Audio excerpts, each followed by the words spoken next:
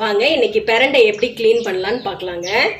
நம்ம எப்படி தான் பிரண்டையை க்ளீன் பண்ணாலும் அந்த பிரண்டை வந்து நம்ம சாப்பிடும் போது என்ன பண்ணணும்னா தொண்டையை வந்து நமச்சிக்கிட்டே இருக்குங்க, அரிச்சிக்கிட்டே இருக்கும் தொண்டையை. நம்ம சாப்பிட்டு முடிச்ச பிறகு தொண்டையில் ஒரு அரிப்பு இருந்தே இருக்கும். எப்படி க்ளீன் பண்ணலான்னு பார்க்கலாங்க. ஃபர்ஸ்ட்டு கைக்கு கொஞ்சம் ஆயில் அப்ளை பண்ணிக்கலாம். இல்லாட்டி கையெல்லாம் நல்லா பிச்சிக்குங்க. அதனால் கையில் நல்லா ஆயில் அப்ளை பண்ணிவிட்டு நம்ம துவையலுக்கு எப்போவுமே இளம் பிரண்டையை யூஸ் பண்ணுவோம். இந்த மாதிரி யூஸ் பண்ணுங்க. இப்படி இந்த கணுக்கு இருக்கிறத இப்படி இழுத்தோம்னா பாருங்கள் நார் எவ்வளோ அழகாக வந்துருச்சுன்ட்டு. இது மாதிரி கட் பண்ணி நார்லாம் எடுத்துடணுங்க. பாருங்கள் ஈஸியாக வந்துடும். இளம் பிரண்டையை எடுத்துக்கோங்க.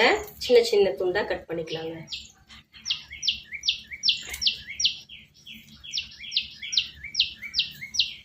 மூட்டு வலிக்கு ரொம்ப நல்லதுங்க. இதை வந்து கண்டினியூஸாக நம்ம வாரத்தில் 2 நாளைக்கு யூஸ் பண்ணோம்னா மூட்டு வலிக்கெலாம் நம்ம பாய் சொல்லிடலாங்க. கண்டிப்பாக நீங்கள் பிரண்டை கிடச்சிச்சின்னா ட்ரை பண்ணுங்கள். இந்த பிரண்டையில் கணுக்கு இலையும் இருக்குங்க. அந்த இலையை நம்ம சட்னி அரைச்சி சாப்பிட்லாங்க. நறுக்கி எடுத்து பாருங்க, ஒரு லெமன் சைஸ் புளியை நான் கரைச்சி தண்ணி ஊற்றி வச்சுருக்கேங்க. அந்த தண்ணியில் இதை ஆட் பண்ணிக்கலாம். இந்த மாதிரி நம்ம எல்லா பிரண்டையும் கட் பண்ணி இந்த புளி தண்ணியில ஒரு 20 மினிட்ஸ் ஊற வச்சோம்னா நம்மளுக்கு வந்து அந்த அரிப்புங்கிறது கொஞ்சம் கூட இருக்காதுங்க. பிரண்டை சாப்பிட்றதுக்கு நல்லா இருக்குங்க. பாருங்க எல்லா பிரண்டையும் நம்ம க்ளீன் பண்ணி எடுத்தாச்சு. பிரண்டை துவையலுக்கு தேவையான பொருட்கள் என்னென்னு பார்க்கலாம் வாங்க. 2 ஸ்பூன் வரமல்லி, வரமிளகாய் ஒரு 8 வரமிளகாய், 1/4 ஸ்பூன் வெந்தயம், 1/4 ஸ்பூன் சோம்பு, 1/2 ஸ்பூன் சீரகம், 1/2 ஸ்பூன் மிளகு எடுத்துக்கோங்க. புளி பாருங்க, ஒரு பெரிய லெமன் சைஸ் புளி. அப்புறம் பிரண்டைங்க, ஒரு முழு பூண்டு உரிச்சு எடுத்து வச்சுருக்கேங்க. இஞ்சி இந்த சைஸ் எடுத்துக்கோங்க. அவ்வளோதாங்க. வாங்க நம்ம இப்போ இந்த பொருள்லாம் வறுத்து எடுத்துக்கலாம்.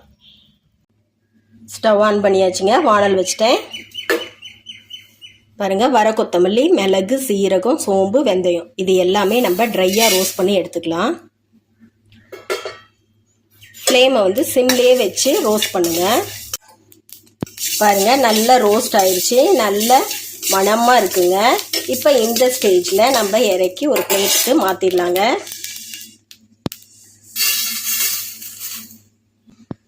நல்லா ஆறட்டுங்க. கொஞ்சமாக நல்லெண்ணெய் விட்டுக்கலாங்க.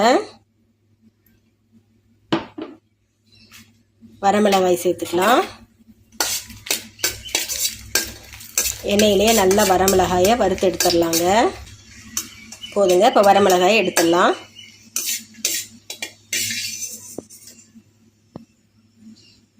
இப்போ இஞ்சும் பூண்டும் சேர்த்து வறுத்துக்கலாங்க.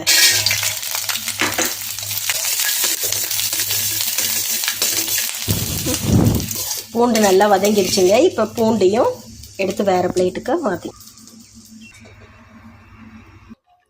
புளி தண்ணியில் நல்லா பிரண்டை ஊறிடுச்சுங்க. இப்போ 20 நிமிஷத்துக்கு மேலேயே ஆயிடுச்சுங்க. இப்போ பிரண்டையை வதக்கி எடுத்துக்கலாம். வானலில் நான் நல்லெண்ணெய் 1 ஸ்பூன் விட்டுருக்கேங்க. இப்போ பிரண்டையை சேர்த்திக்கலாம்.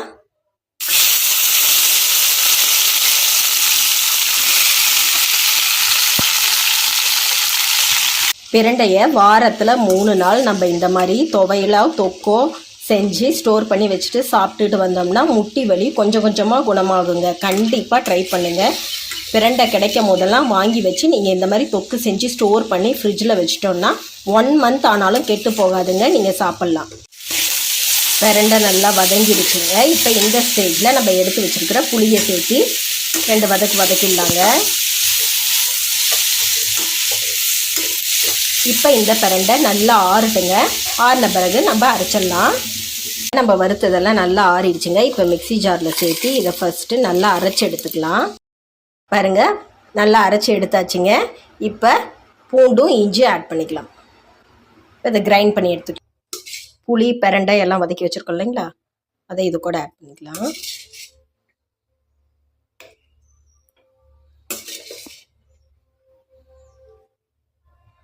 எல்லா பிரண்டையும் ஆட் பண்ணிவிட்டு தேவையான அளவு கல்லுப்பு சேர்த்திக்கலாம். இப்போ நல்லா கிரைண்ட் பண்ணி எடுத்துக்கலாம். வானல் வச்சிடலாங்க. வச்சுட்டு நான் இன்றைக்கி நல்லெண்ணெய் தான் எடுத்திருக்கேன். இந்த பிரண்டை துவையல் நல்லெண்ணெயில் தாங்க செய்யணும். நல்லெண்ணெயில் செஞ்சிங்கன்னா தான் உங்களுக்கு வந்து அந்த மருத்துவ குணம் எல்லாமே அப்படியே கிடைக்குங்க. நான் வந்து இன்றைக்கி 3 டேபிள் ஸ்பூன் நல்லெண்ணெய் ஊற்றிருக்கேங்க. நல்லெண்ணெய் நிறைய ஊற்றிக்கோங்க. கடுகு 1/2 ஸ்பூன் சேர்த்திக்கலாம். அரைச்சி வச்ச பேஸ்ட் இப்படி தாங்க இருக்கும். இந்த பேஸ்ட்டை இப்போ கடுகு பொரிஞ்சதும் நம்ம எண்ணெயில் ஆட் பண்ணிடலாம். பிரண்டை அரைச்சி வச்சுருக்க பேஸ்ட்டை ஆட் பண்ணிடலாங்க. நல்லா எண்ணெயிலேயே இந்த பிரண்டை தொக்கு நல்லா வேகணுங்க. நம்ம சேர்த்திருக்க எண்ணெய் பிரிஞ்சு வரணுங்க. அந்த அளவுக்கு நம்ம சிம்மில் வச்சு நல்லா வேக விடணும். மஞ்சத்தூள் 1/2 ஸ்பூன் ஆட் பண்ணிக்கலாங்க. அவ்வளோதாங்க, சிம்பிளாக செஞ்சிடலாம். ஆனால் நல்ல உடம்புக்கு ஹெல்தியான துவையலுங்க. பெரியவங்க கண்டிப்பாக இதெல்லாம் செஞ்சு சாப்பிடுங்க.